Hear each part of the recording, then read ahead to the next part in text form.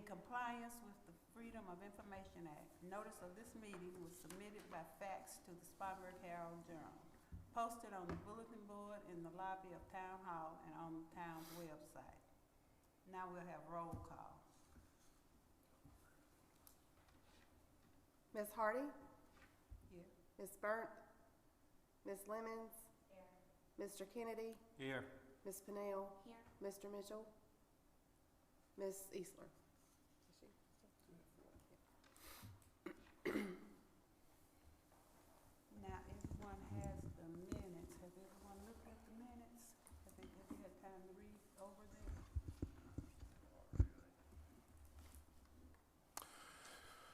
Just so you'll know, we're going live tonight, so be kind of speak into the microphone if you can.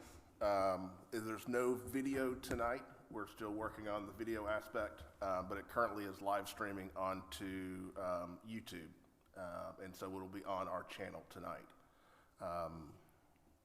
as soon as it gets approved by YouTube. Put those mics down close to you, they in front of you.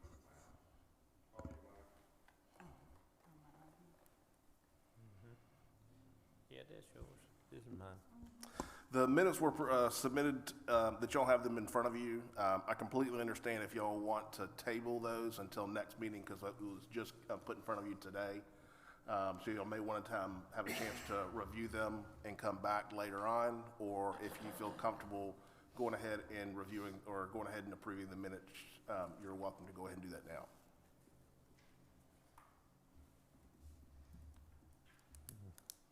Do we need to just table them and come back to them? Make a motion, we table them. I second it. Motion made and second that we table the minutes. The next item on there is the Town of Packlet zoning ordinance discussion. We have Jeff Gilbo back again with the Appalachian Council of Governments, who will talk to you a little bit more about that.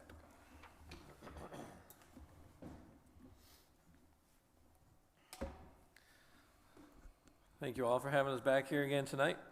I passed out a packet of information for you prior to the meeting tonight.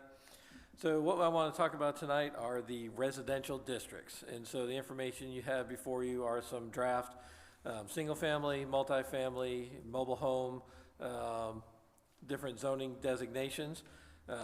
Some of these I think will be useful. Some of them I'm not sure that you have a use for. For example, the one on top, the residential agricultural, but I just wanted to show you what some other people do in case that is something that you're interested in. And then we'll just go through those, and then based off of the future land use map and based off of the map that we had done where we surveyed the lot sizes of the different residential properties in town, we've assigned some zoning classifications on the map for you to look at tonight too. So that will be part of the conversation. That's the map up here on the stand. So the first one here is residential agricultural. Some of the smaller towns that have some agricultural uses close by or within their limits like to have a district like this. I don't know that I see that you really have that as much here in Packlet proper. So I'm not sure it's something that you'd really be interested in, but I just wanted to kind of show it to you what it looks like. Just in case. And so it's a little different than your standard residential district because it allows for commercial agricultural crops, including pens and structures for the raising of farm animals, barns, and then you have some more general things like community recreational area, single-family dwellings, which would include mobile homes as is an agricultural district, home occupations, nurseries and greenhouses, riding academies and stables, roadside stand for the sale of crops, produce, fruit, etc. that is produced on the property, and then temporary buildings, incidental construction, and used primarily for the storage of equipment, tools, building materials, and other items located on the same site and which shall be completely removed from the site upon completion of such construction, and then a tree farm. Under conditional uses, these will keep cropping up as we go through all the residential districts, but bed and breakfast inn, cemetery or memorial garden, communications and cell towers, churches, family child care homes, golf course, Parker Playground, public utilities substation, installation or water tower, schools, sports or recreational communities, sports or community recreation facility. So those would just be conditional with some extra standards that are in there. Again, prohibited uses, basically anything that is not listed is prohibited, but just specifically wanted to call out again that the outdoor storage of junk, equipment, supplies, building materials, unlicensed, uninspected, crushed, dismantled vehicles is, specifically excluded from the district. It would be a 1 acre minimum lot size, 100 feet in lot width at the building line, front and rear yard setbacks of 40 feet and side yards of 15 feet, maximum building height of 45 feet or 3 stories, and then the other standards for landscaping, signage, parking would be in those appropriate sections. Is that something that you would see that would be useful? We did that in Campobello, but they're different. They have a lot of agricultural uses right in the downtown area almost, and so it was more useful for them. There's a lot of farms right adjacent to the property lines. So I put it in here for information. I don't know that I think it's that useful for Pacolet, but I just wanted to present it. Yeah, I can see there could be a possibility because the community is a little bit more rural than maybe others that are out there, that there may be some opportunities that people may want to annex in and be able to still have the opportunity to be agriculture out there. One thing I wanted to ask a question about, you've got a section there about manufactured homes. Do you have a difference in the zoning ordinance between manufactured homes and mobile homes? No. So basically you have stick-built houses that are built to the regular International Building Code, and then in our code, what I have here for you tonight is just they're manufactured, and mobile homes basically meet the same HUD building code requirement, and so I treat them interchangeably. So they'd be allowed in this district because it's agricultural, and so if you have farm workers, things like that, that's oftentimes useful for housing people who are going to work there. But in your other residential districts, I do not have them as being allowed.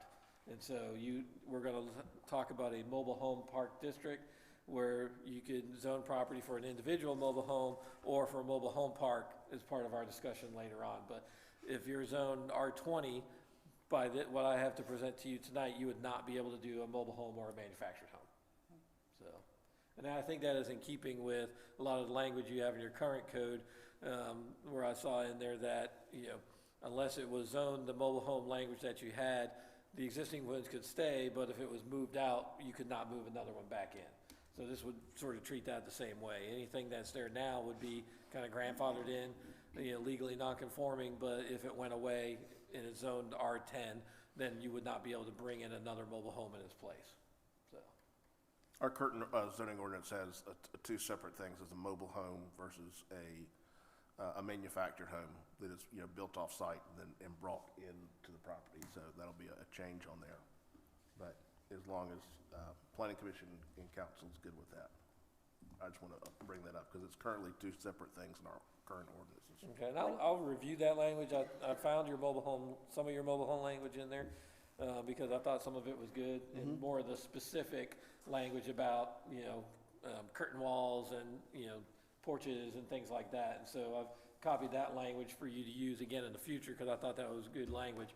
But I'll review to see what it has in there about treating them separately. So.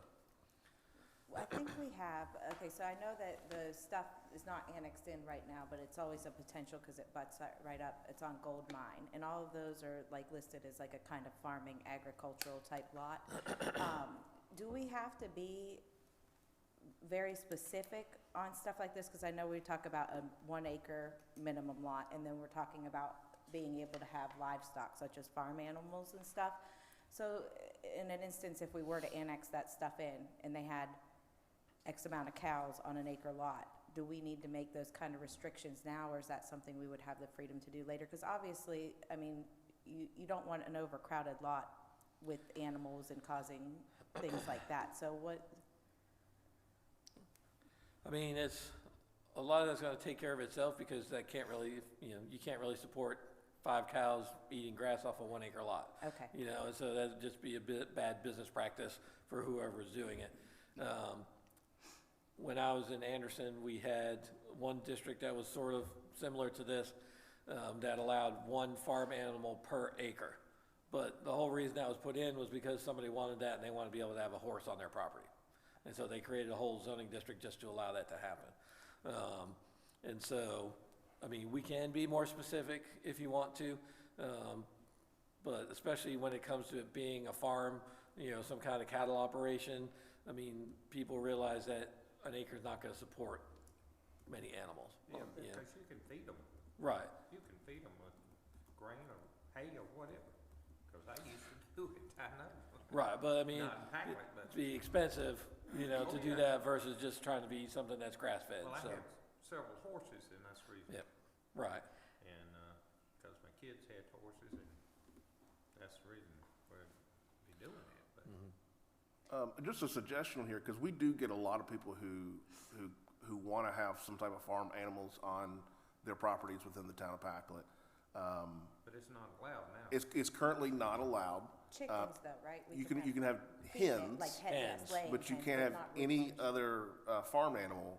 But one thing that you may want to consider, and this is just a suggestion, is I could see, we've got a couple properties in town that are about close to 100 acres.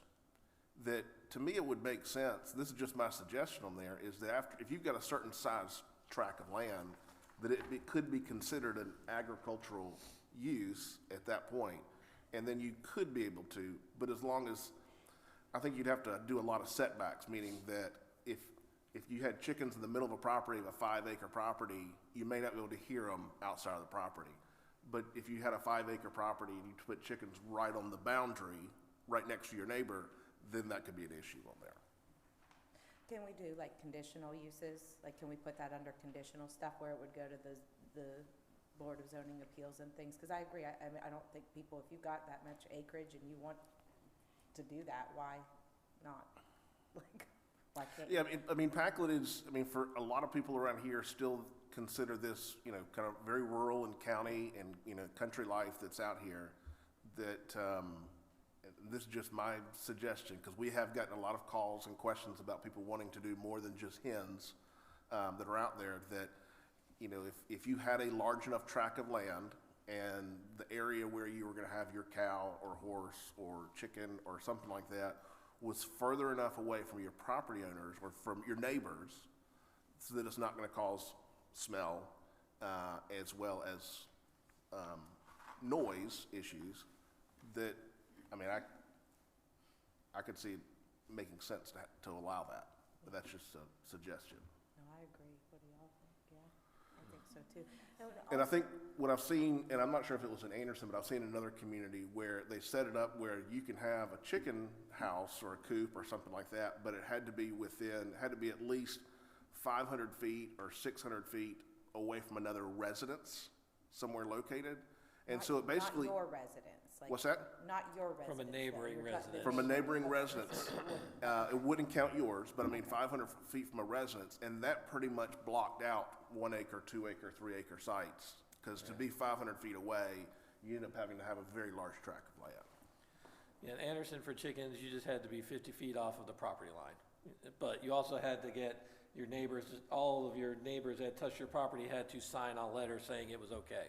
If you had one neighbor who said no, you weren't allowed to do it. Again, 4 hens, no roosters, you had to have yearly inspections. It was kind of a pain. But that allowed people to do it. And we had,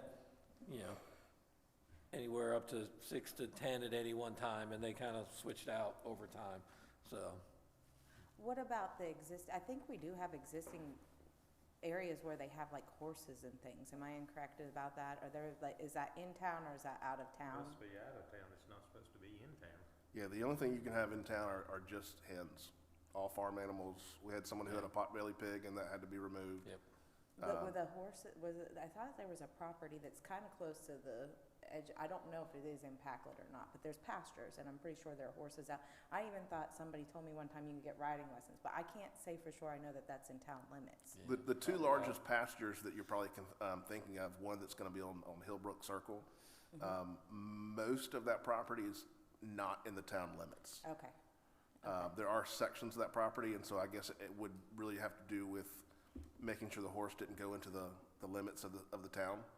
But there wasn't a fence that said the horse can't go beyond this little section. So as long as, I guess if the code enforcement officer was out there and he was outside of the town limits of the town, then he's good.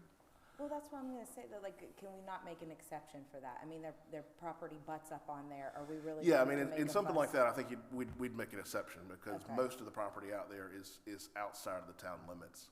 There is another tract of land that's he owns a total of about 120 acres of 176. But he doesn't have any horses or cows or anything that out there. Yeah, because I mean, that's a lot of property to tell somebody they can't have something like that when they have the ability to maintain it, especially if they're, like, I don't want to tell those people, no, they don't fit, or if we could put them in this area so that they can be compliant, that way they're not getting harassed about. I mean, if the majority of y'all and council want to kind of consider that, that's something we could look at as an option, that as long as you've got a certain size tract of land, or And we could increase the minimum lot size in here to like 5 acres or 10 acres or something, which, I mean, there's ways you can do it, because you're only gonna have so many pieces of property that are that big, and so. is that something that y'all want to consider, or you're like, no farm animals or anything in the town of Packlet? Okay. You can say no, I know, Yeah, I think it should be also because As long as you have like the land for it, I don't see Yeah, why it's and- an issue. I can't. I'm like, well, if I've got 2 acres for I can't That's have a like goat. chickens, Hey, that's like chickens, y'all. Because you went to the store and buy it. yeah, there's actually more than you And think. we're more rural town. I know. Okay. I would love to see us be able to We can have look that into that, stuff and locally. we'll put a pin in it and come back. FFA. Yeah, they get eggs.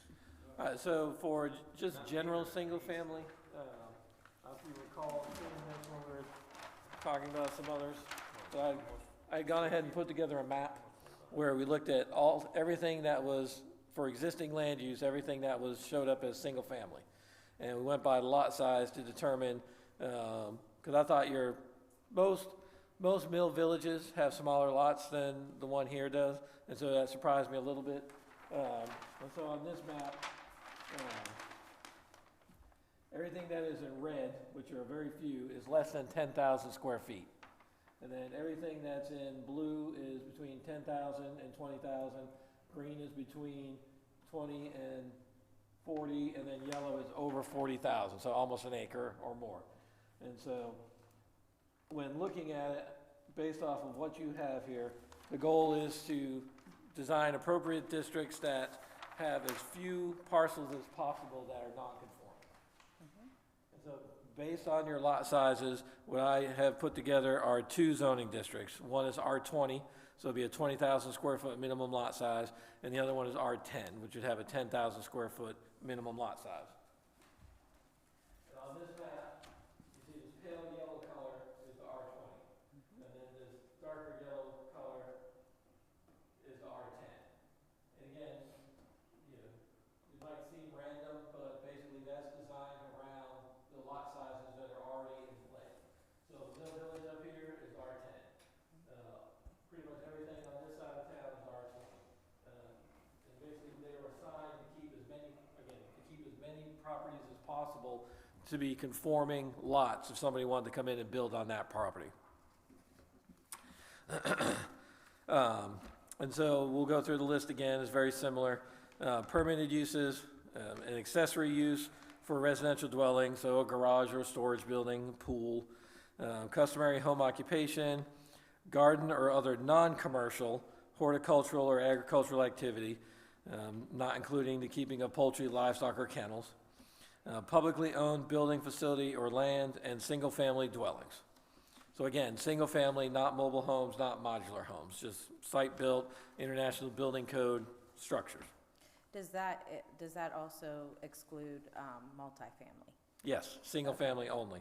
Now, it's not in here yet, but it's sort of in here at the back, but it's not in the actual section yet, is accessory dwelling units, which you already have language in your ordinance that addresses that. And basically, I'm gonna copy that language, because I think it's pretty decent language that's in there. So like if you had a house, you would have the ability to maybe do a garage apartment or another, smaller accessory unit, mother-in-law type suite kind of thing on your property, so, but not a triplex, an apartment complex, anything like that, so. I think we need to do, let's look at some options for some ADUs, the accessory dwelling unit. We've gotten a recent request, and I'll give you this as an example. It's probably good because this just recently came up. Let's see if I can find it real quick.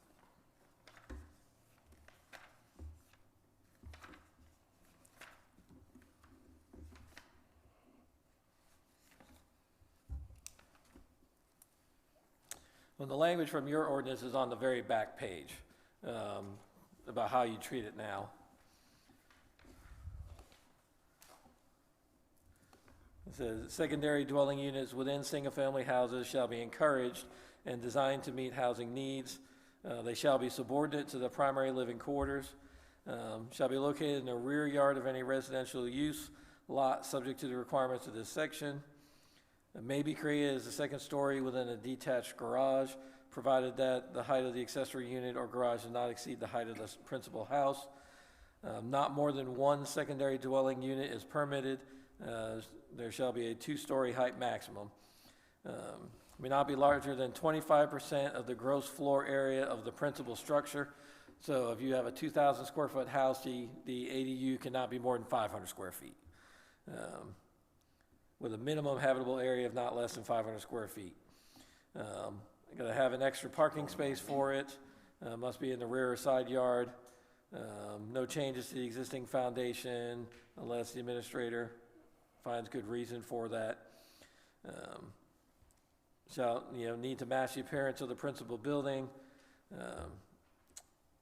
And the property owner has to dwell on the property. Now, they can dwell in the accessory dwelling unit and rent out the main house, but it can't just be, you have a rental property, you are gonna add an accessory dwelling unit to get a second rental property on that site. So it has to be your primary residence, and then you can have that as part of that, so. So just a question, because this recently came up. So this property right here, the 471, I got someone who's interested in purchasing this property right here. They've got a commercial space on the front of that.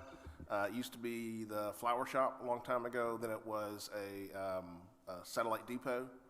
And just it has been recently rezoned neighborhood edge. And that was done mainly because it's a commercial space. What road is that on? What's that? What road is that on? That is on 150. Okay. So you have, there's a gas station that's right here, and you had a couple residential units that are here, and it was put in place, and as the current zoning around there is neighborhood general, which would not allow for any type of commercial space on that property. But he's looking someone's looking to buy this. The main thing they're looking at is putting additional dwelling units on the property or additional single-family homes on the property is the best option on there to subdivide the property up into, say, 2 or 3 sections and do a single family on each one of those properties. Or could you do an accessory dwelling unit? Currently, our ADUs have to be a smaller percentage size than the main residence of the property. So at that point, it sounds like you could not put a ADU of equal size. So that is still commercial, it's not being used as residential. Well, it's neighborhood edge, so Well, I'm it's saying right in the building that's on there right now. the property that's on there right now. It's currently commercial. It's a commercial style property. Now, could someone end up living in there? That's between them and the building official to be able to Right. turn a storefront into a space that's residential. So right now, I would say you cannot do an ADU on there right at all because it would be, because it's not accessory to a residential unit. So it would have to be in residential use for you to do an accessory dwelling unit. Now, could it be subdivided, you put a road down the one edge or something and, divide it into a couple lots to do some residential back there and, split it off from the commercial building? That might work. Or you cut that off and the front half is commercial and the back half is residential at some point. Because if it's on 150, it's probably zoned residential on my map right now, which, Yes. or maybe transitional commercial is the district that we have in to sort of piece some of those together as they convert over. So, so that could be in there as, that would be orange on my map now for transitional commercial, but,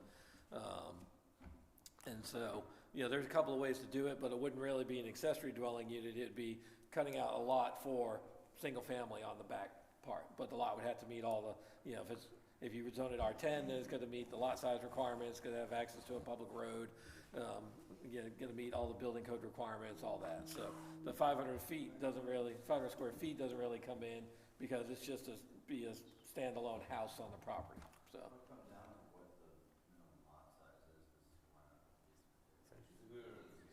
Look at that lot Which will right be- beside that thing, on 465, what's that, a house trailer back there? It looks like there's a house of some sort back there. Yeah, it's right there next to it. So- Yeah. The other question on here, and I just kind of, something that has come up recently is flag lots in Spartanburg County. The property itself, so for instance, if this property was subdivided up, it would have to still have access to, or it would still have to have frontage onto the property. The town of Packlet currently has that the frontage width of the property has to be a minimum of 30 feet. So what I'm trying to figure out is if you ended up dividing this property up into thirds on here, I was wondering with our new ordinance, would they have to actually put in an actual state or official road going in there, or could it be an easement and an access road or something like that? To me, it would have to be a road, because it would have to have direct access onto a public road. So 50-foot right-of-way, 24-foot paved road, cul-de-sac, or, a T at the end to turn around, is what I would say. If you divided it in half to just have one resident in the back, you could divide it though, where it actually had frontage, correct? You're talking about if it was multiple. Right, depending on how much space they have there. So you have a 30-foot frontage requirement. So if you just wanted to divide that in two, so you've got the commercial building on the front and then a residence at the back, you would need that 30-foot frontage plus whatever he needs for a side yard setback for that commercial building. And if there's enough room to do that, then go ahead, or apply for a variance and try to justify, something for a variance, so. You got that frontage minimum? So, 30 feet, but the lane is like 12 feet, right? Right, so a two-way traffic road would be, to do a public road in there, it's a 50-foot right-of-way, 24-foot paved road, so. I'm just talking frontage though, so it'd just be a driveway. So I would think 15 or 20 feet would be more appropriate if they divided the strip down, you know what I'm saying? Right. And that's- So your requirement now says 30 feet, Yeah, so. I'm asking, well, maybe that's something we need to. A lot of places don't like to do the flag lots like that, because it's hard to see back there, because you got a house and you got another house right behind it, so for safety reasons, they don't like to do that, and then others don't like to do it because you're kind of trying to cram too much on the property by doing that sometimes, but, people do it. It can be done, so it's just whether, that's a policy you want to have here, so. But it looks like he could divide it up into two lots and do something on the back, and you could have one that would have 30 feet access on the front, but it doesn't look like, I think on 150, having the density there is ideal versus if someone's trying to build a home, they gotta go buy a section of undeveloped area and then drop a house on it, whereas this is, main road. We should encourage keeping our density on the main roads Well, versus just sprawling wherever.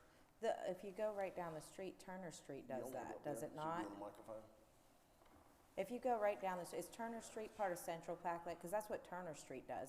That's a labeled road that goes down there with houses down along. Right there it is. Yeah. Right, but so then at that point, Turner Street is kind of grandfathered in at that point in terms of how it was built. Okay, If someone would build a new road, it would have to be built up to probably SCDOT or county standards, which would probably be higher than what Turner Street currently is. okay. And it may be to the point where it is too costly for a developer to put in a road. How big, do you know how big that property is? Like, is it, because I know before we've talked about where they have an allowance for like a 50,000 square foot building, and we were like, no, that's terrible to be putting a commercial building in there, but this is in the R10, is that correct? So the minimum would be 10,000 square feet? Well, in the future, that could be R10, which would be minimum 10,000 square foot lot, right? It shows as 1 acre, I can measure it on here. Yeah. But it's currently under, it was rezoned neighborhood edge from Well, I mean, neighborhood I think general. ideally, houses being in there would satisfy neighbors more than a 50,000 square foot commercial building. Well, that was changed. I don't think we could do that anymore. Did we recently change that No, It's- from no, we didn't do it. reduce or we added a smaller commercial unit? It was like minimum 50,000, right? Something, it was a typo. Yeah. You know, the zoning ordinance got changed recently so that it can now, it was that it had to be 15,000 square feet or more. Yeah, 15. And the planning commission, actually, y'all changed it a while back and changed it so that you could put a smaller residential property on there. yeah, That but was- we didn't take away the bigger one though, right? We made it where you could do the smaller one, but I don't think we took away the bigger one. We didn't take away the bigger one, and that was, we were gonna have that could be addressed with the new zoning ordinance to Yeah. fix that. Yeah, so there's ways that they could do something on there under the new zoning. And again, if they have to build a road, I mean, they basically just have to build it up to the, that property line. Well, if they just do it in two, they don't have to build any road at all. If they want to go back and cut it into more lots, they would basically just have to build it up to the property line of the furthest one back. So it wouldn't necessarily have to go along that whole property line. It would just have to be able to touch it so that they would have access to the public road. So, but that is very expensive to do, especially in our current times, with price inflation for construction and all that, so. I just, and the reason I'm bringing it up is, I mean, that's part of what we do with the planning commission or in doing this is as you start seeing changes that are coming into the community to be able to adapt to that, unless you annex in additional properties, you're not increasing any more property. Now, if you could end up changing each lot to having an extra unit on the property, so an extra, additional dwelling unit, you end up being able to double your population size with the same amount of square miles or square footage in your town. Does that make sense on there? Greenville recently started pushing, well, I shouldn't say recently, it's probably been a while, the ADUs and smaller lot sizes because they found that everyone moved there and they were just sprawling continuously. They were actually encouraging and requiring people to create density. And I think in a small town that still has a rural feel, if we want to maintain that, we're going to have some areas that feel denser just to save the areas that are not dense. So I'm always going to encourage that we allow people to add ADUs or divide lots, just to save. So I'm gonna add that language as a conditional use in these residential districts. So, and I'll probably just keep the language that you have in there for now. But I did not get to that in time to have it in the document tonight. But basically, I'm just gonna use the language that you already have folded into the residential district, so it shows up as a listed conditional use in those residential districts, so.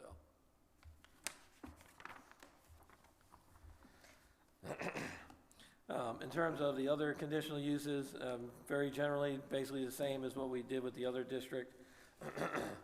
And prohibited uses, we added a few more.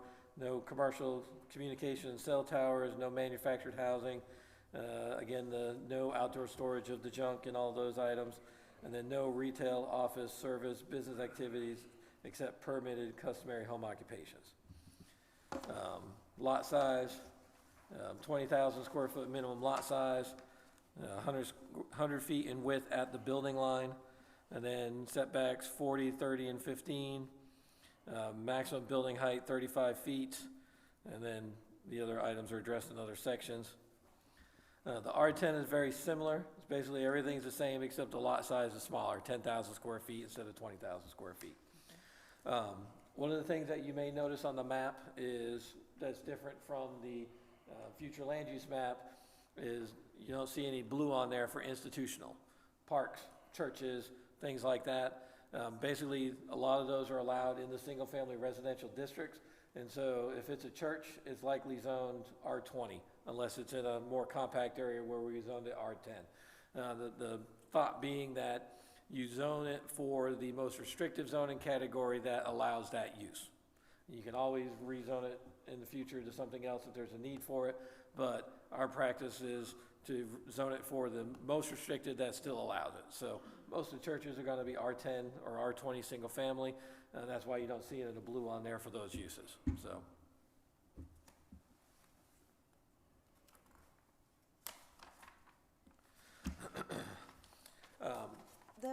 Can I ask you, because I may have missed, but the pink, I think, what is that, the neighborhood commercial?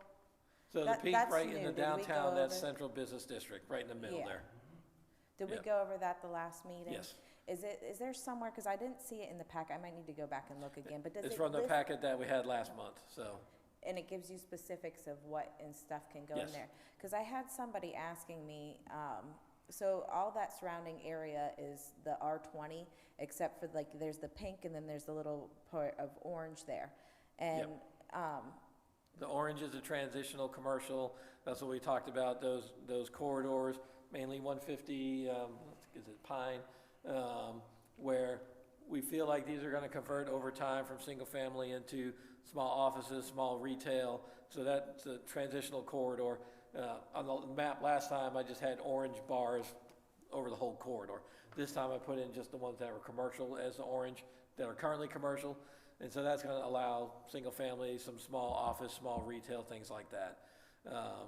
The downtown, the pink in the middle is, think of it as your traditional downtown with buildings on the road, 0 lot line setbacks, retail, office, restaurants, things like that. One thing that we talked about adding at the last meeting was like garden shops, because those can be done appropriately. There's really a question of storage. You still don't want outdoor storage necessarily of all the products they may have. And then the darker red color, mostly to the south of the downtown right there, yeah, that's the commercial. is neighborhood commercial. That allows a little bit more.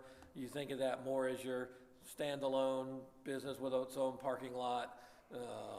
And then the red along 176 is your highway commercial. That's everything from, you can do single family on up to Walmart, so.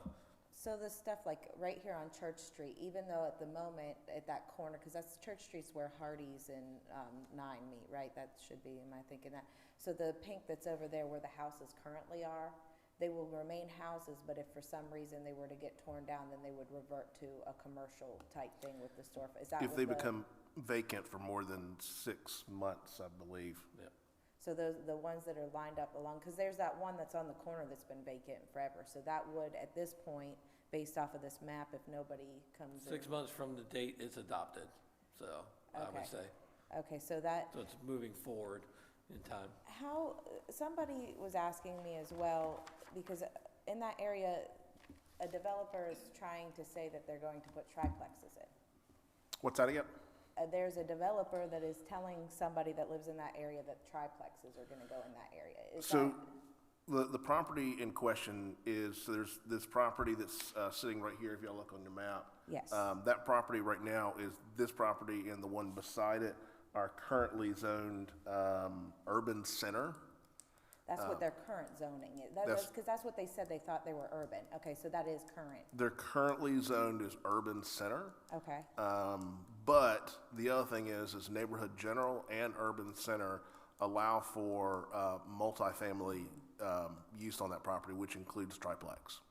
so The general consensus is that the surrounding neighbors do not want that, and in our future land use, we're saying that we don't want that either. So what happens in this transitional stage, where they could technically put it in there? How do they stop that if that's not what, and this is like, we don't want it here based off of our future map, the neighboring people don't want it there. You have to honor the zoning that you have now. So if they came in for a permit today and your ordinance says it's allowed today, it's allowed. So,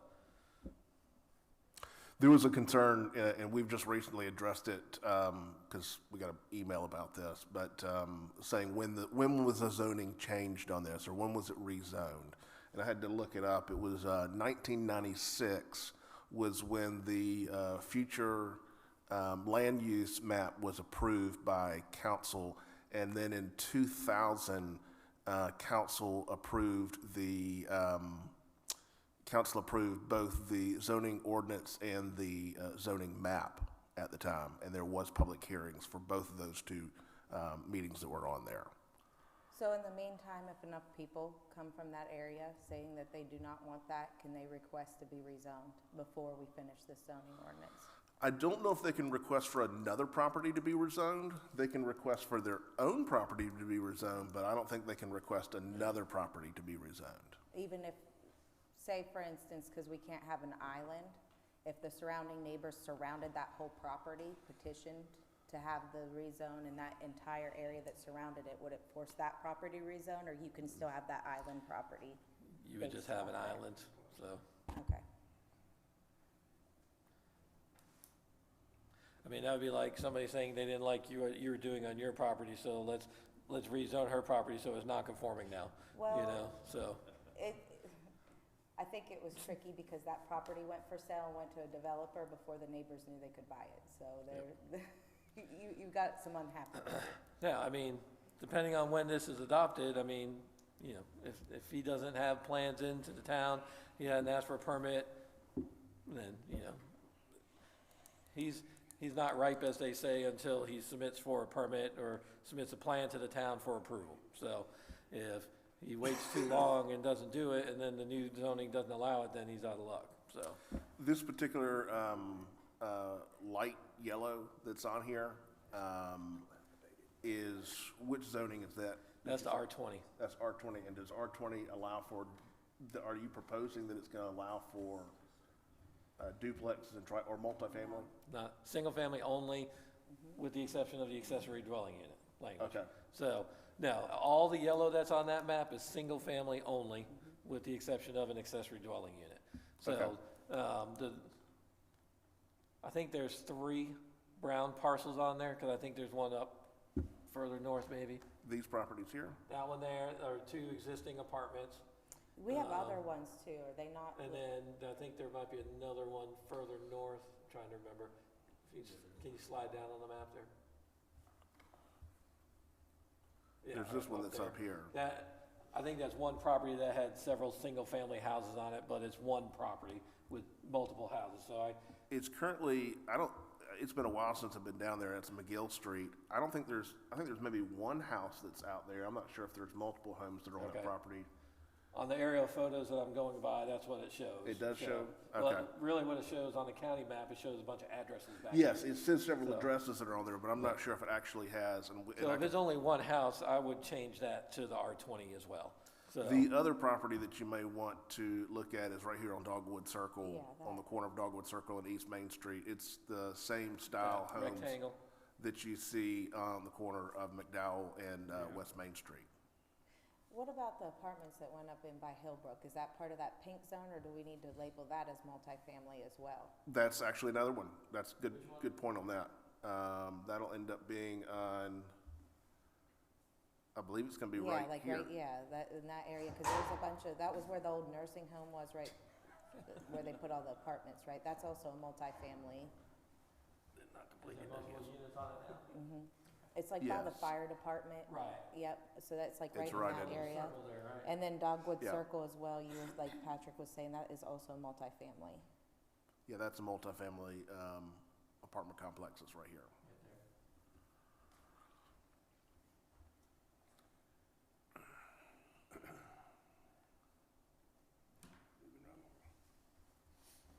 I'll change those on the map, and we'll have plenty of time to review that as we go through the process, so. So I do have a proposal for a duplex residential district. There's nothing on there that's zoned that right now, but if that's something you're interested in, you would have it on the books in case somebody wanted to come in for a duplex development. So again, it's very similar to the other residential districts. It just adds duplex dwelling as an additional permitted use. All of the conditional uses are the same, prohibited uses are the same. When you get to the last page of that, lot area per dwelling unit is 5,000 square feet. So if you have a single-family house, 5,000 square feet. If you have a duplex, it would be 10,000 square feet for the minimum lot size. Is this the R10 on here? Oh, yeah, I see it now, the duplex. RD, yep, right there. And so then 15-foot front yard setback, 10-foot rear, 8 feet per side. Any thoughts on that? Is 5,000 for a single family in a district like that too small, or? You're looking at the lot sizes on here? Yep. So per dwelling unit.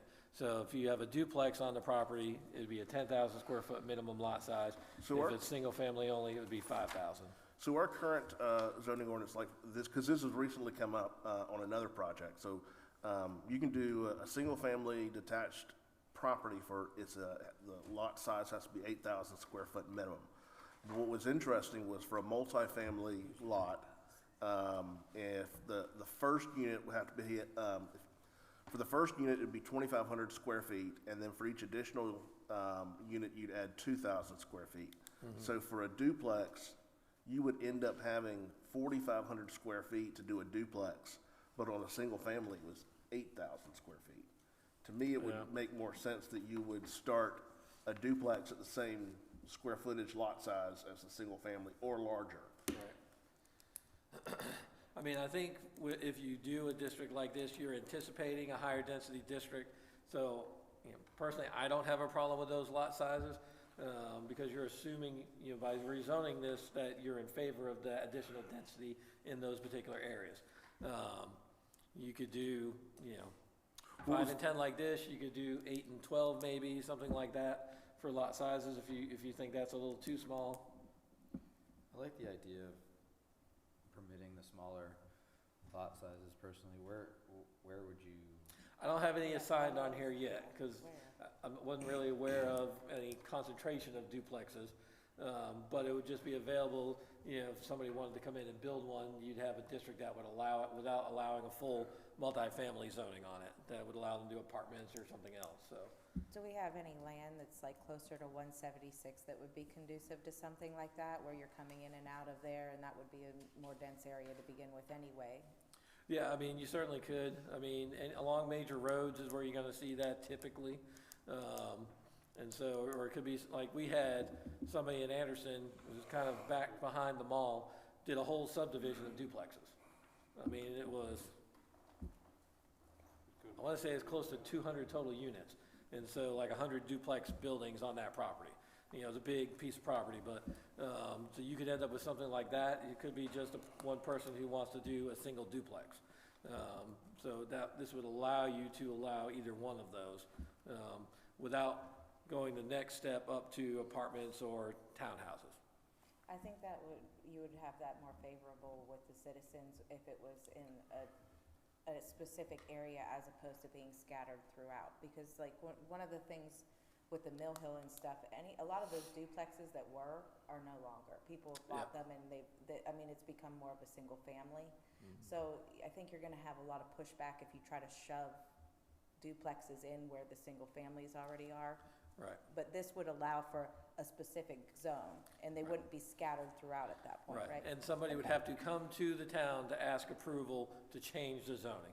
So it'd be a public process, they'd have to get a rezoning, so advertise, planning commission, 2 readings with council, submit plans if it's more than just a single unit, kind of development deal. So, you would have a lot of control over that process as a town, where that would go. So, but again, I don't have any place on the map that zoned that right now. If they did it, we would and you approved it, then we would add it to the map and, map it that way, so.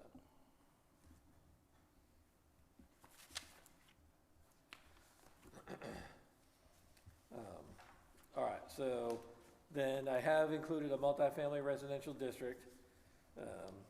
Again, accessory uses, home occupations, duplexes, gardens, multifamily dwelling attached, so that's your apartments, publicly owned building facility or land, single-family dwelling, or a townhouse dwelling. So again, single-family, not mobile homes or modular houses, just site-built. So single-family, duplex, apartments, townhouses would all be allowed. How are you distinguishing duplex from townhome or townhouse? So duplex is two. So a Right. townhouse would have to be more than two together. So it would have to be at least 3 units together for the definition to count as a townhouse. So Really? they could still be, 2-story up and down, but if it's 2 residential units, it's duplex only. Once you get to 3 or more Is that, in a unit, in a building, then it becomes multifamily or townhouses at that point. is that based on the wording in our current ordinance, or is that just? That is what's a accept- standard zoning, and, in my book of development definitions that we use, that's their standard zoning Townhouse has language to in be there. 3 or more. Duplex is 2, anything above that would be multifamily. So if it's, if they're row houses, then they're townhouses, if they're stacked, then they're apartments, so.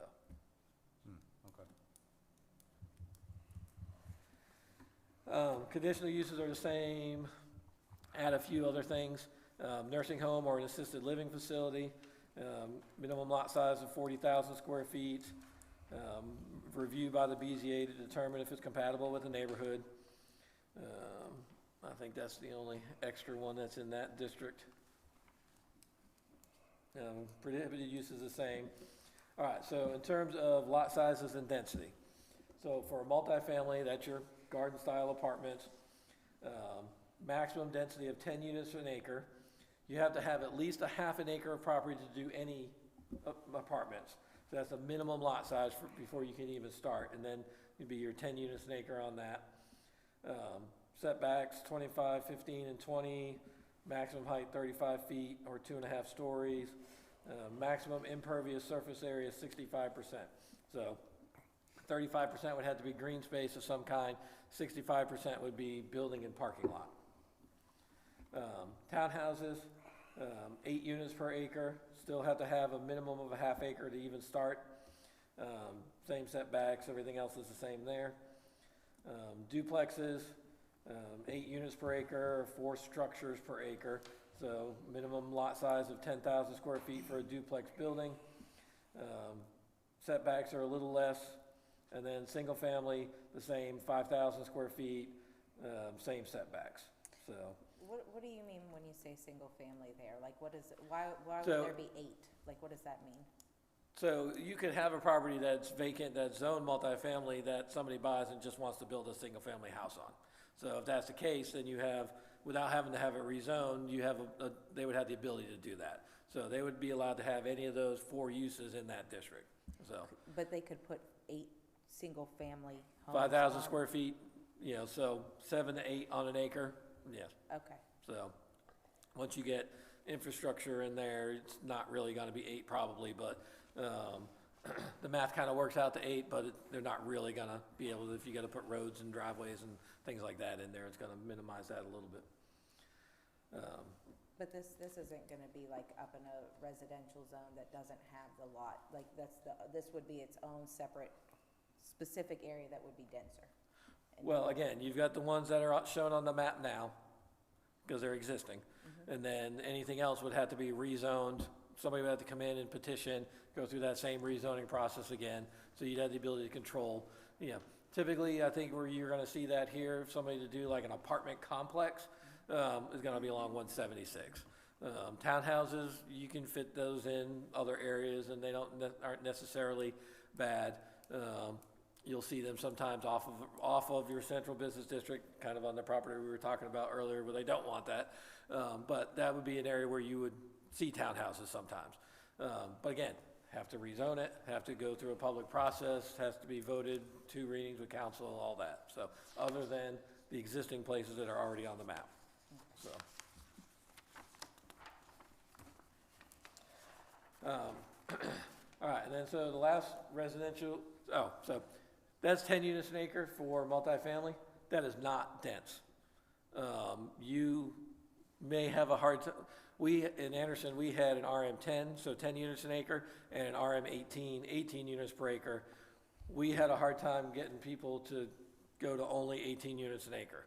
You know, they always wanted more density than that, so you have this in here, I don't know that that's gonna be like a stepping stone for you to suddenly be overrun with apartments, because people are gonna wanna do more than that, so it's still limiting in that regard, so, and so anything over that, if you did think it was compatible, then maybe a flexible review district project, something like that, where you could bargain some more on other things with that, so. So that, to me, 10 units an acre is pretty limited for apartment zoning, so. And then, manufactured housing. So, I have a residential manufactured housing district. Again, accessory uses, home occupations, gardens, manufactured housing park or single unit, subject to the other guidelines that we have, publicly owned building, facility, or land, or a single-family dwelling. You can have its own. We had one in Anderson that it was an old mobile home park. It was all individual lots that never built out. I mean, maybe 25% built out.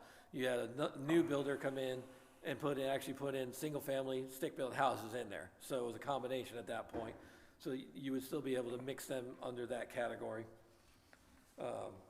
Conditional uses are all the same as the other single-family districts.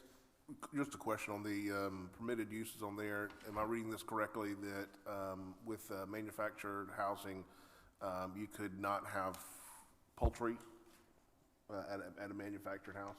Is that correct? I don't address that in here. Is your poultry rule? Right, well, it says garden or none other commercial, horticulture, or agricultural activity, not including the keeping of poultry, livestock, or kennels. Right, so that would not be allowed, so. Okay. All right, yeah, all of that is in there, so that is actually in all the single-family districts, so we can adjust that. Okay. Because, are your chicken rules in your town code, or are they in your current zoning ordinance? They're in the town code. Okay, so what I'll do is I'll just scratch chicken out of there, or the poultry, well, it's only chickens? Can they have ducks or turkeys or anything? We've got it set up right now where it's just hens. It's specifically Okay. hens, no roosters. I'll change that adjust that to allow chickens. I'll word that differently. Do you have to get a permit, or you can just do it? As of right now, you can just do it. Okay. It wouldn't be a bad idea that we have it set up where that you have a permit, so that we can potentially keep it. You know, and the whole thing is, I think and this is just thoughts on here, is that as long as you're keeping a coop and it's well maintained and your chickens aren't getting out, and they aren't crowing, one thing that y'all may or may not know with chickens is that even though you don't have a rooster, you will have one hen that will become excessively broody, and she will take on the role of rooster, and she will start acting like a rooster and crowing like a rooster, just letting you know. But you may, it may be not a bad idea to do a permit process, because we have some people who have chicken coops and the hens just go wherever they want to go, and they're in other people's yards. They don't take care of them. There's smell. They slaughter them in the front yard. So there may be, I think it wouldn't be a bad idea to have a permit to kind of keep it taken care of well, but that's just my thought. I'll send you the language that we have from Anderson. I think it's a little excessive, but it's, maybe there's a halfway point in there, so. I was gonna say, I don't wanna be restrictive to people as far as being able to keep the chickens, you know what I mean? But I do agree that, like. Oh, yeah. Yeah, like, I don't think that you should just be brutally spattering blood all over in a neighborhood where, I Right. mean, like, you maybe like, with the permit, like, when you're asking about getting a permit for it, like, what decides yes or no on your permit? Or do you lose the permit because you have, like, is it automatically you can be permitted to do it, but you can lose your permit if? Right, so This- in if- my personal experience with that, it had to be inspected once a year Okay, to make sure that it was clean and there weren't odor issues, you weren't getting complaints from neighbors. You know, they were a little more regulatory in that all your neighbors had to initially sign off on it, but once they were in, the neighbors couldn't do anything about it unless there were issues and they complained to us about it. But again, it's really about smell, cleanliness, things like that. You know, it kind of regulated a little bit where the coop had to go. Couldn't be right on the property line. It had to be, you know, like I said, 50 feet, I think it was, off of all your exterior property lines. We actually charged a permit fee. And It that's to wasn't cover the worth- cost of the it- inspection.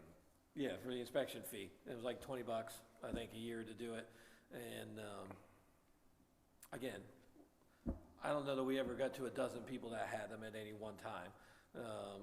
Because they realize it's, after a while, it's kind of a pain, and your kids who said they were gonna take care of it aren't gonna really take care of it and all that, so, so they came and went over the years, but, I'll send you that language so you can see it at least. Yeah, so. we have one property, I'm not gonna say where it is.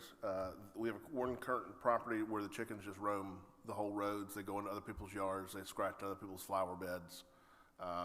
You know, and they're, you know, butchering them in the front yard, and they're not, you know, well kept. I think there should be some type of kind of restriction on something like that. Yeah. We also have another property in town who got permission from the Department of Agriculture to have a farm, but didn't check local zoning ordinances or town ordinances, and it doesn't allow you to have a donkey or a miniature horse on a chain that roams around your yard.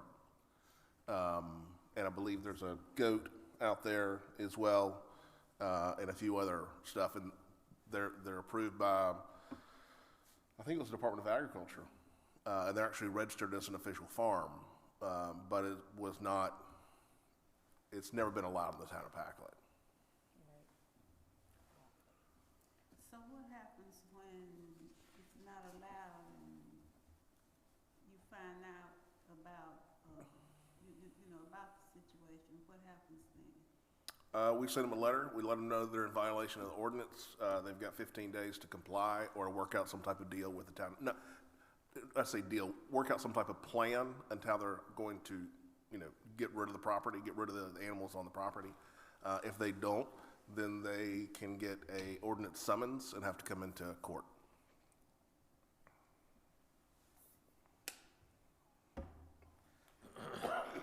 Yeah, agriculture should really have a sign off that it meets local zoning or land use laws or something.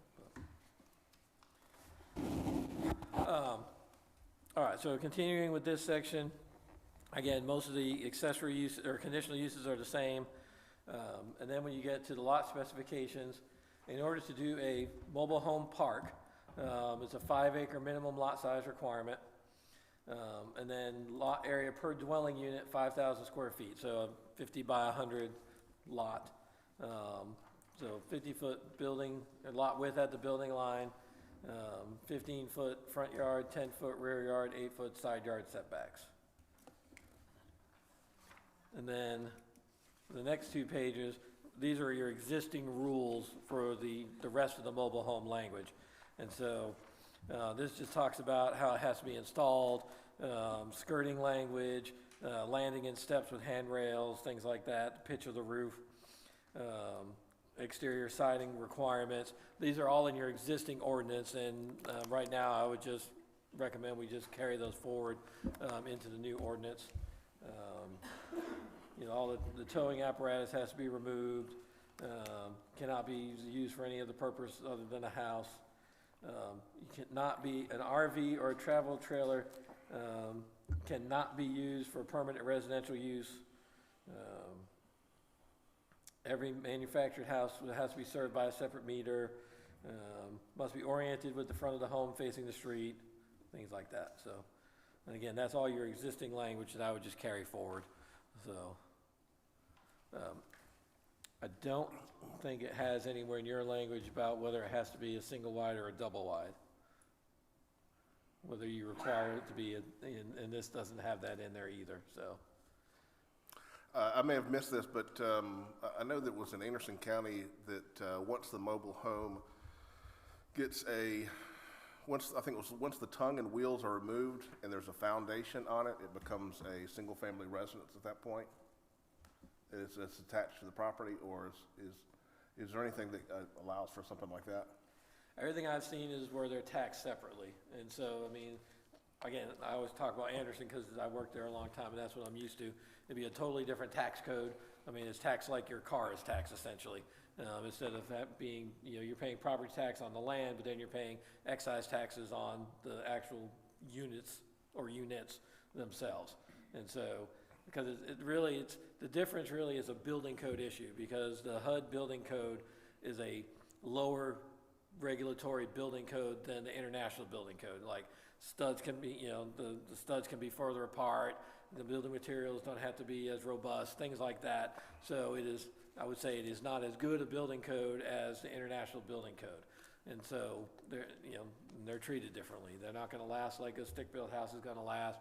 They're not gonna have the tax value to a town that a single-family house has, things like that. So they're fine, they're just different, so. But.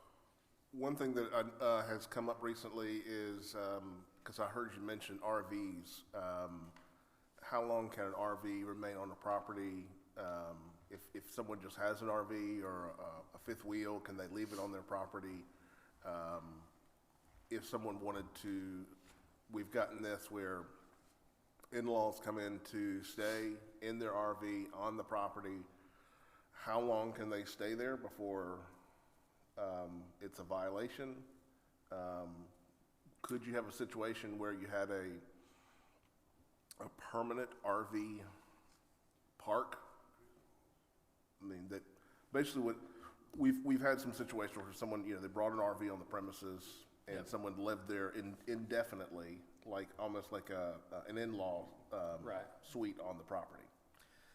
So, we're not gonna talk about it tonight, but it's in a different section of the code, but the language that I will present to you would not allow that. Basically, what it would say is that if you have an RV, you can store it on your property. It's gonna be behind the front line of the house, so in the side yard or the rear yard. Can never be used for housekeeping purposes, not a single day. It can be in your front yard for a day if you're loading or unloading after a trip, or you're getting ready to go on a trip.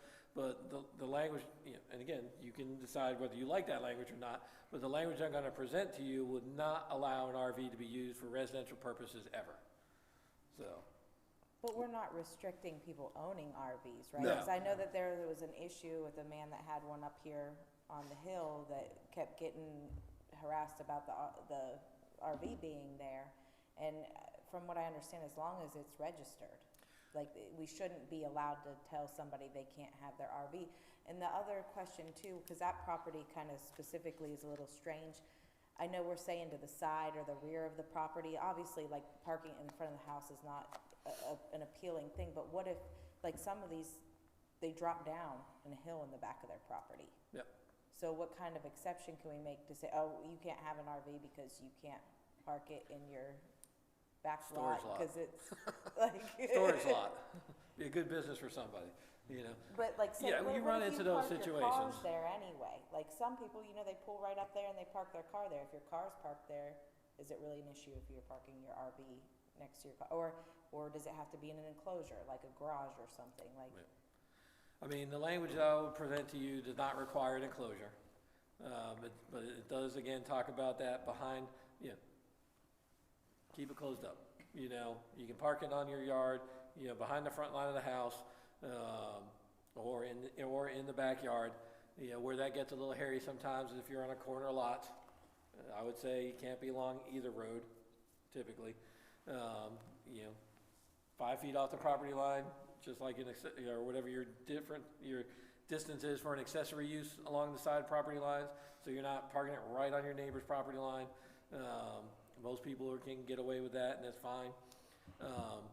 But I've personally seen situations where people are living in them, they got the extension cord running from the house.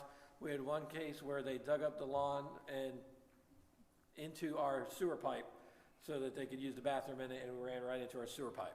So, you see all kinds of things, so. We had one for a while, and I got to learn the definition of what a honeypot is. Yep. There is one that was in town, and they were dumping into a honeypot on the property and living there. Yeah. My neighbors probably. I would say that would never be allowed under the language that I would present to you. And you will find them all because the neighbors will complain. Yeah, every single one we got, we dealt with was because a neighbor called us to complain about it, I mean, in that section, it'll be talking about RVs, there'll be another paragraph that talks about unlicensed, uninspected vehicles specifically, unless they're like under a manufactured car cover or things like that. So there's a whole section that kind of talks about those other enforcement type issues, so. A question both for you, but mainly for the planning commission. There are lots of properties in the mill area where there's not an area for them to park it on their property off the street. We have many property owners in the mill area because they don't have large lots that they park RVs and multiple cars and trailers and motorcycles and everything else on the road itself. At what point do you potentially regulate that in terms of blocking up the entire road? And I'm not sure if that's something that's addressed in zoning ordinance or council ends up addressing it as a safety issue. Yeah, the zoning ordinance typically would not address parking of cars on the street. You could do something with the RVs, I think, in that same paragraph and say they cannot be parked on the road for more than 24 hours kind of thing, just like in the front yard language. But really, that's a streets issue that the police would typically enforce for safety. You can't get emergency vehicles through, things like that. So maybe more of a town code language for some of that. Because we dealt with that with, we had a guy who had an 18-wheeler and parked on the road all the time, and it was a substandard road, and so he was, it was one-way traffic on that road when he parked there. And so we had language in there about, you couldn't do that in a residential area. You could not park an 18-wheeler on the road for safety purposes. So, but it was a standalone ordinance. It wasn't part of the zoning code, so.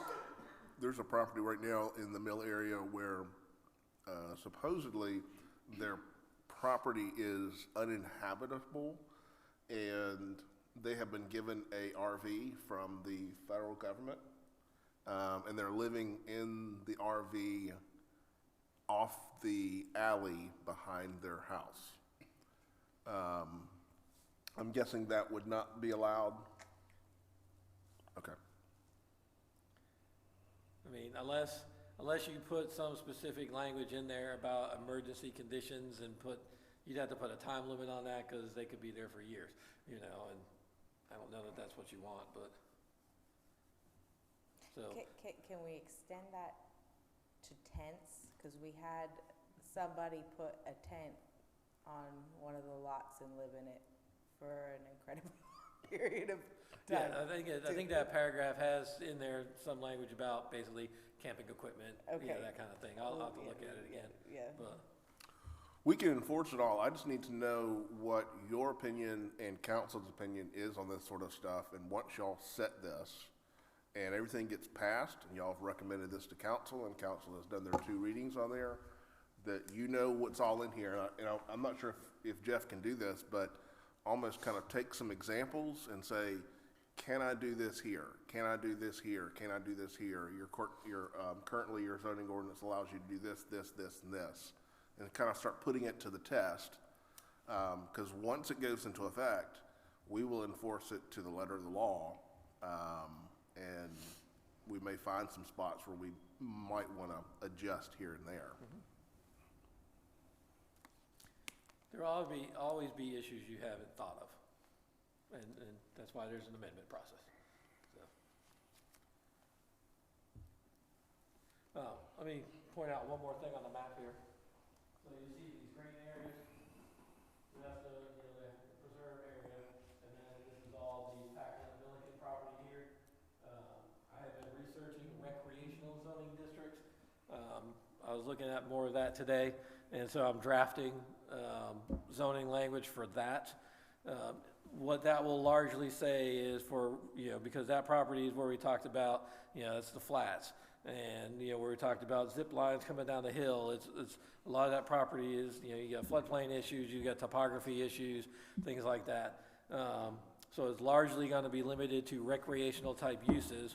I am going to put, single-family housing in there as a conditional use, because it does include the Victor Park area right here. But I'm gonna put some conditions in there where basically it's gonna have to come before somebody, planning commission and council or something like that, you know, for approval, you know, if they wanna do anything other than really the recreational type uses in there. And I should have that prepared for the next time we meet, so. What about, like, say we were to get in touch with Clemson, and we got them interested in doing like a co-op type office in that area, and they would study the river, they'd study the riparian area, and they could also potentially have a learning center for children and things in that. What does that? Is that a PDD? I was wondering, and that's a good example, like with Victor Park, I can see Victor Park or what you're talking about on the river, something like that, being part of a PDD. Right, so take Victor Park particular, because that's its own sort of defined area. The other way to do that in the future would be to just cut that chunk out and rezone it as a PDD and develop a plan for the property and do it that way. So it would be protected in the short term from other things happening on it until it was ready to develop under this recreational district. But you always have other tools where, again, probably maybe flexible review district if it's only got to be single family. But it's essentially the same as a PDD, except it can be single use and then have to be mixed use. So there's a way where you could break a chunk of that out, you know, cut that off as its own parcel and then rezone it and develop it that way too, so. But in the short term, since that's all one property, it's all one big parcel right there, I kind of want to keep it in one zoning category for now, and then as conditions come up, then we can adjust and figure out a way to make it work under the rules that you have, so. Because I'm not thinking that Packlet Milliken will ever sell that property for somebody to develop under a standard zoning district. No. No, I They're think gonna wanna, they're going to do a PDD. a lot of controls Yes. and all that, so that's really the tool to do it with, so. How does that work? Like, say we did get interest in Clemson coming. They're like, oh yeah, this sounds great. We're gonna come, you know, study the area. Because Milliken owns it, yeah, we have the zoning and stuff, but can we invite stuff in and have them talk? Like, I know that y'all worked with them when they did the comprehensive plan. Are they pretty open to things like this? Is this something that we should be looking at, asking information on this stuff to present to them? Is it?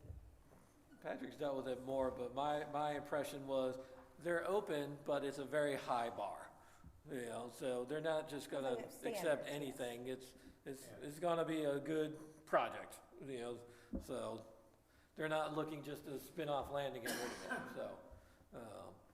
And to date, they've not really had any interest that I could tell from the conversations that we've had, other than somebody wanting to hunt on the land or maybe mountain bike, something like that, but. I mean, for the most part, Stuff they're looking for. you know, from the time that the mill closed in '83 up until the time that Roger Milliken passed, there would not have been any type of development at all for that particular property.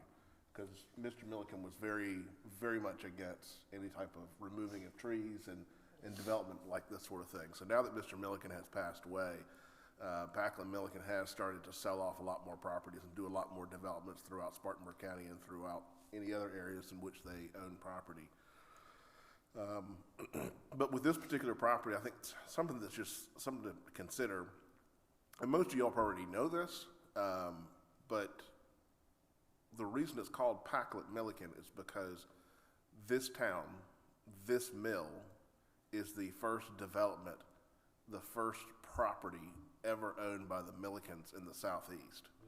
And so at least I would think that this has some special meaning to them, that they're not just gonna sell it off just to make some money and sell it off, that they wanna make sure that it's done very well, because it is the first Milliken property in the southeast. Yeah. Because that's in their R&D building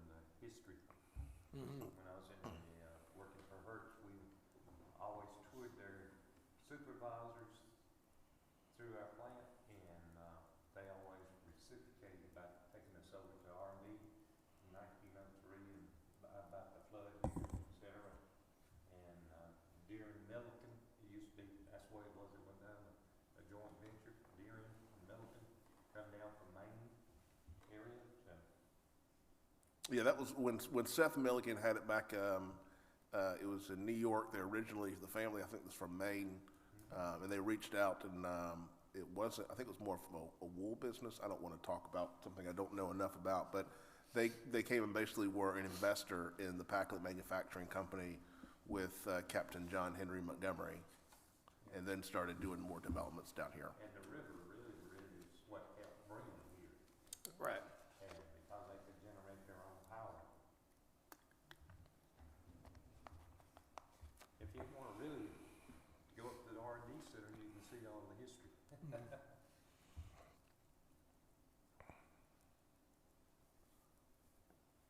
Oh, and you can see it on the map there. I labeled this building and the cloth room and the post office as neighborhood commercial too. So a little cluster there of neighborhood commercial. So the post office and the parking lot and city hall and the town hall and the parking lot and the cloth room building. So. Yeah, some of this is actually, you have to look at it on a bigger map, but some of actually our parking lot is not actually ours. Right. But yeah, that's what But it was still part of the parking lot, so I left it, kind of joined it together there, so.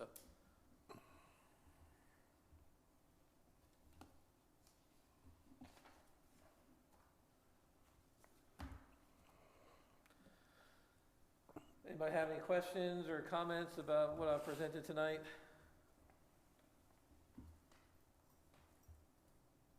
I think it looks good. Thank you for your hard work.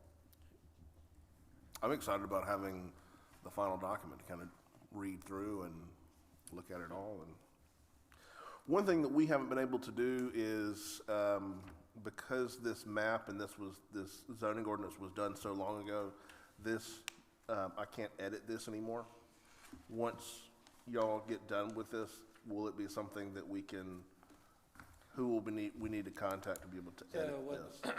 The deliverables from us will be hard copies for everybody, and then we'll give you a PDF copy and a Word copy, so you can edit it and do whatever you need to with it, so you have a PDF that you can put on the website and email out to people easily, but you'll have a working copy digitally, and we'll always have a copy of it in our files too. So if for some reason you ever lost your copy, we should still have one in our documentation, so.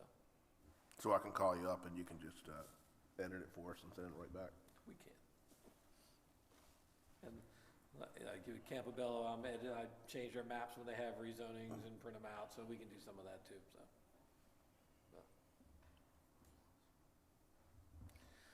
So what I anticipate is,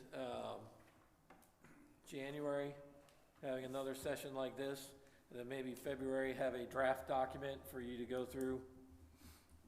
And then if we're basically okay with the document at that point, then we could do a public hearing and planning commission meeting to yay or nay on it, and then send it on to council, so.